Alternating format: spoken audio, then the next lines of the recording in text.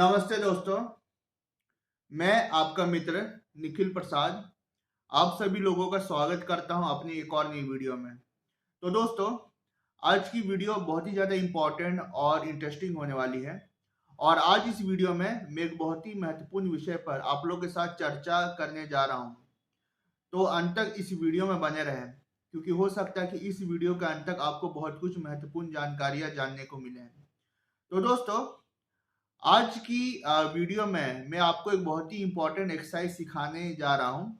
और इस एक्सरसाइज का नाम है हम मेलोडियन स्पीच एक्सरसाइज।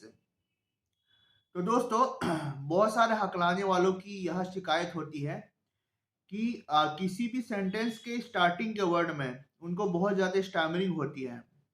बहुत सारे लोग स्टार्टिंग के वर्ड को ही बोल नहीं पाते हैं और बहुत ज़्यादा ब्लॉकेज का शिकार हो जाते हैं। किसी किसी का मुंह खुला का खुला रह जाता है और बिल्कुल भी स्टार्टिंग के वर्ड को बोल नहीं पाता है।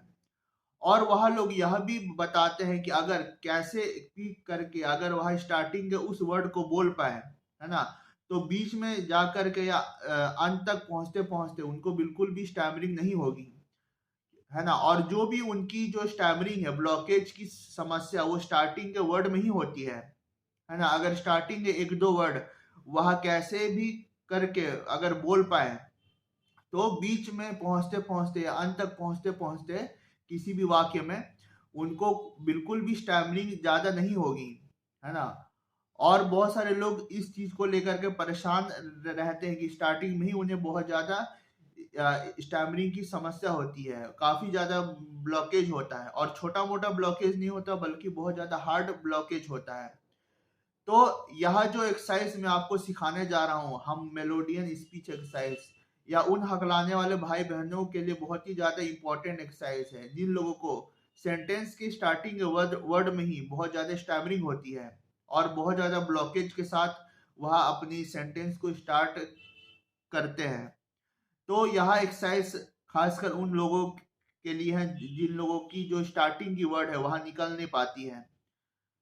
और यह एक्सरसाइज बहुत ज़्यादा बेनिफिशियल है सभी हकलाने वाले लोगों के लिए भी, जिन लोगों को जो है बहुत ज़्यादा ब्लॉकेज की भी समस्या आती है।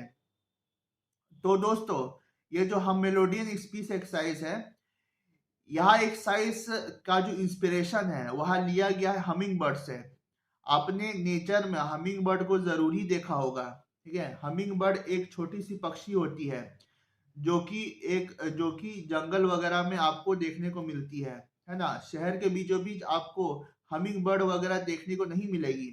पर अगर आप शहर से बाहर किसी जंगल क्षेत्र में जाएं, तो वहां आपको एक छोटी सी पक्षी हमिंग बर्ड जरूर देखने को मिलेगी। तो यह एक्सरसाइज जो है हम मेलोडियन स्पीच एक्सरसाइज की जो इंस्पिरेशन है वह हमिंग बर्ड से ली गई है कि कैसे एक हमिंग बर्ड अपनी वोकल कॉर्ड्स को वोकलाइज कर पाती है और हमिंग की आवाज निकालते हुए वह वह वन वृक्षों में घूमती फिरती है, ठीक है। तो हम हकलाने वालों को हमिंग बर्ड से इंस्पिरेशन लेते हुए कुछ सीखना चाहिए, क्योंकि हम हकलाने वालों की समस्या यह होती है कि हम लोग अपने वोकल कॉर्ड्स को ठीक से वोकलाइज नहीं कर पाते हैं और हमें फोनेशन में काफी ज्यादा परेशानी होती है। हम लोग वर्ड्स को अच्छे से फोनेट नहीं कर पाते हैं, जिस कारण से हमें वर्ड्स में काफी ज्यादा ब्लॉकेज आती है और हम लोग रुक रुक के अटक अटक के बोलते हैं। तो हम हकलाने वालों की समस्या यह होती है कि हमारी जो वोकल कॉर्ड्स है वह अच्छे से वोकलाइज नहीं हो पाती है और हमारे जो फोनेशन ऑफ वर्ड्स है वह प्रॉपर तरीके से नहीं हो पाता है।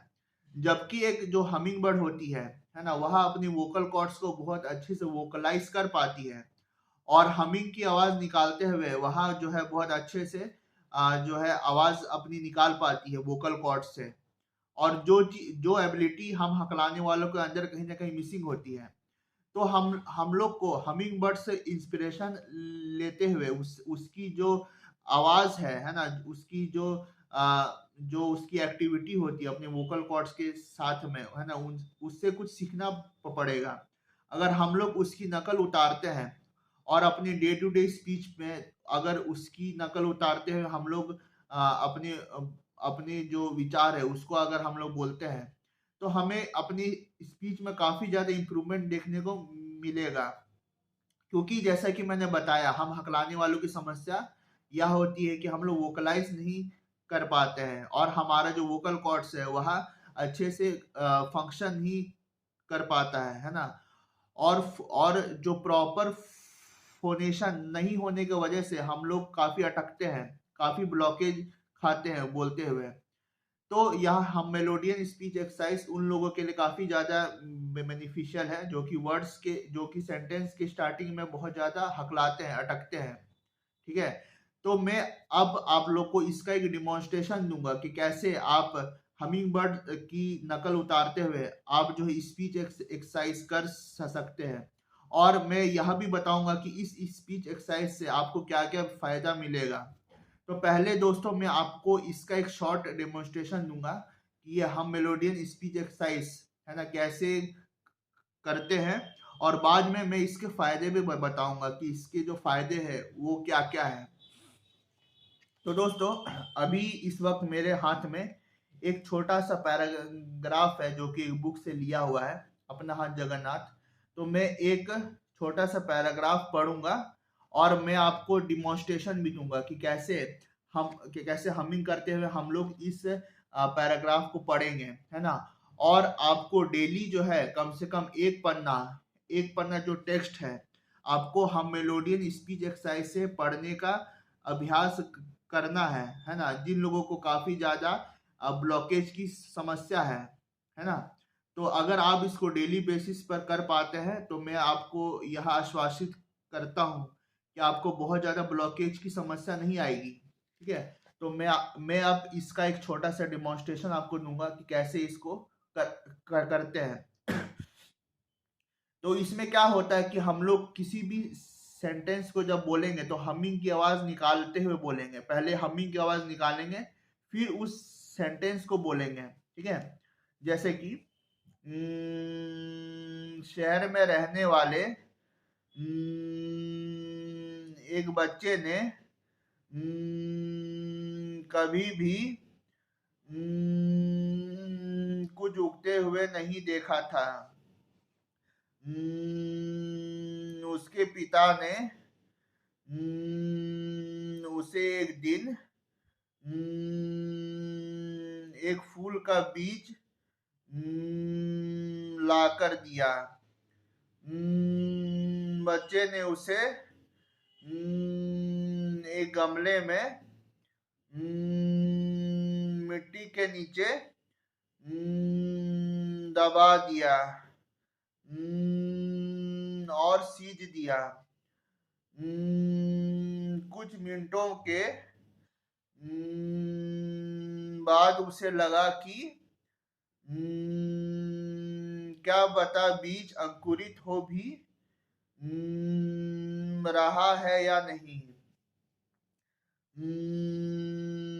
अंत उसने धीरे से ऊपर की मिट्टी हटाई और गौर से बीज को देखा। नहीं, अभी कुछ बदलाव नहीं दे रहा था। बच्चे ने उसे फिर से मिट्टी से ढक दिया। पूरे दिन यही क्रम चलता रहा। 2 दिन बाद उसने देखा कि बीज सड़ गया था।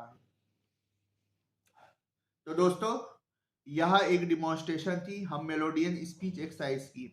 तो दोस्तों मैंने इसमें क्या किया है, इस पे आपने गौर जरूर किया होगा कि मैंने पहले तो हमिंग की आवाज निकाली है ना, और फिर हमिंग की आवाज निकालने के बाद मैंने अपने सेंटेंस को बोला।